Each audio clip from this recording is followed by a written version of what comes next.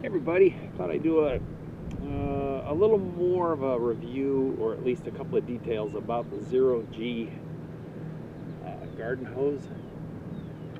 So I had the the $20 ones that shrink up a lot, and you know what, they'll actually last for quite a while, and they're really nice if you just want a little ball of hose to refill an RV real quick or just do a quick job. They're good. But if you leave it out in the sun, the casing's going to deteriorate eventually. If you drag it across a lot of concrete, you're going to rub through the case. And eventually they just seem to crap out. I mean, they blow out on the inside. It's just a piece of rubber tubing covered with nylon, so it's going to give out. But for 20 bucks, what do you expect? So you step up, you get the 0G hose, and it's quite a bit more durable. A casing on the outside, it seems a lot more durable than the other one. I have two. I have one for the water tank and one just laying out here on the ground. It's been out here for 8 months now, and I'm telling you, this is just leaking because of the fittings I have on here.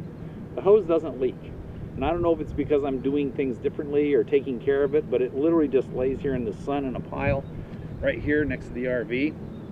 And I thought I would show you what it takes. Here was a piece I was missing in a lot of videos, is how much does it take to actually kink, okay, to shut the flow off. So I'm going to see if I can demonstrate that and how much it kinks here. It's still running pretty good. Right there. Right there is where it slows down. It's still running a little bit. And I think if I kink it again, like a lot of people do this, to pinch it, it still doesn't. It wants to try and come out of there. So really, when they say they're kink free, they're pretty darn good. The other thing I do, and I'm going to show you exactly, is I don't leave pressure in it when I turn it off. I just think that keeps the rubber expanded. It just makes it, it's hard on that rubber. So I always let it contract back down. Turn the water off. And then just let it run out. And it doesn't, this is a 100-foot hose, and it doesn't take too awfully long, but I just let it settle down quite a bit. And I'll coil it up this way sometimes because it's just easier with less water in it. It's a little bit more flexible, so it'll pile up, maybe in a little, see now it's really, really super flexible. Now you can do it this way, or if you like to do it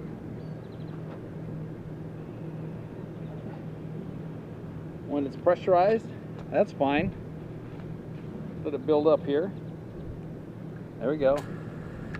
And it coils pretty nice, actually.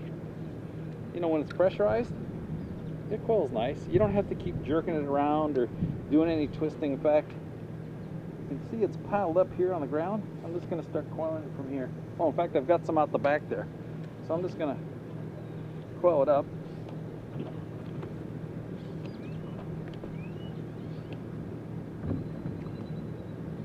It's really kind of weird why it doesn't want to twist up.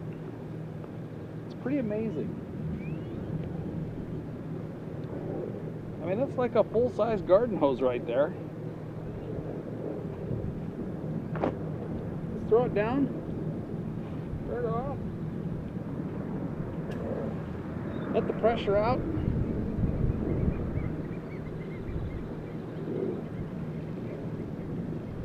In fact, the color is hardly faded on this gray hose at all. So even with that much pressure off, it just ain't that much water coming out of it. So that's my review. These fittings are great for coupling and decoupling. I think it's a real superior hose, compared with the other ones if you want a long-term use hose.